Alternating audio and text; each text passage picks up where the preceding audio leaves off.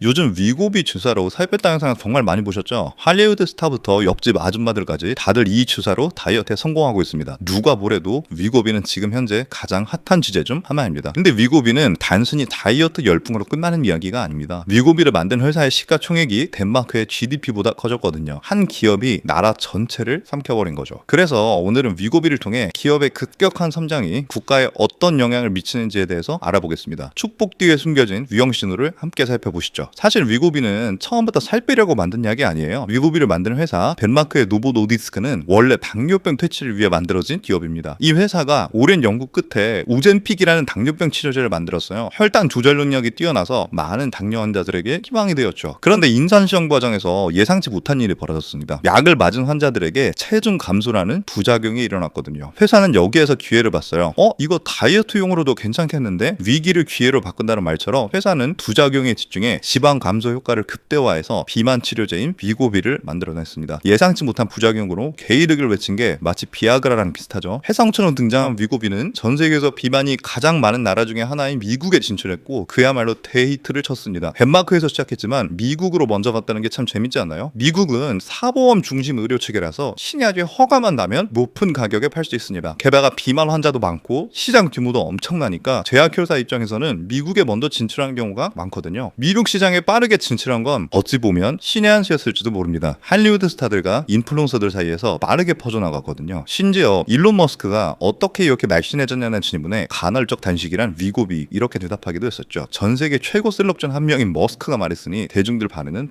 폭발적이었습니다. 한 달에 수십만 명이 처방받을 정도로 폭발적으로 인기가 치솟았고 공급이 수요를 따라가지 못해서 품귀 현상까지 일어났습니다. 그 결과가 어떻게 됐을까요? 노보 노디스크의 주가는 멈출 줄 모르고 올라가기 시작했습니다. 2023년 하반기에는 해외 명품 기업인 루이비통을 제치고 유럽 시가총액 1등을 달성했습니다. 시가총액이 5,500억 달러까지 올라갔죠. 덴마크 2023년 GDP가 4천억 달러인데 완전히 넘어선 거죠. 한 기업이 국가 경제 전체보다 더 커진 겁니다. 그러자 덴마크에서 재미있는 일이 벌어집니다. 통계청이 2024년에 발표한 자료를 보니까 노보 노디스크를 제외한 GDP 성장률을 별도로 공개했거든요. 왜 그랬을까요? 노고를 포함하면 덴마크 경제가 너무 잘 나가 보이는데 실제로 나머지 경제는 거의 성장하지 않고 있었거든요. 노보로 빼면 성장률이 0.1%밖에 안 됐다는 겁니다. 여기서 끝이 아닙니다. 노보 노디스크가 막대한 외화를 벌어들이기 시작하니까 덴마크 화폐인 크루네의 가치가 강세 압력을 받기 시작했어요. 자국 통화가 지나치게 강해지면 수출 경쟁력이 떨어지잖아요. 그래서 덴마크 중앙은행이 기준금리를 낮게 유지하는 통화 정책을 펼쳤습니다. 단스케 은행 같은 주요 시중은행과 금융 전문가들도 노보의 성장이 덴마크 금리에 실제 영향을 미치고 있다. 이렇게 공식적으로 인정했거든요. 이게 무슨 의미냐면 덴마크 경제는 사실상 노보 노디스크 혼자서 끌고 가고 있다는 말입니다. 기업이 국가를 지배한다고 해도 과하지 않죠. 이제 덴마크는